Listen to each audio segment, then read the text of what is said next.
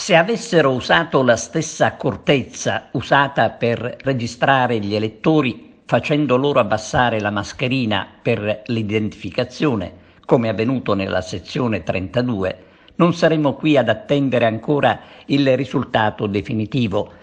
Chiedere di abbassare la mascherina è uno scrupolo che ci può stare, è tutto il resto che invece non dovrebbe succedere, frutto forse di inesperienza o chissà che cosa. La data per il ballottaggio ovviamente è confermata, anche perché non si può tenere conto della situazione creata, una situazione tutta agrigentina che fa parlare con il condizionale per dire che i risultati alla fine dovrebbero essere confermati, ma intanto non lo sono e non sono definitivi. Questo lo diciamo nel rispetto della verità, quella che qualche organo di informazione ieri si è lasciata sfuggire.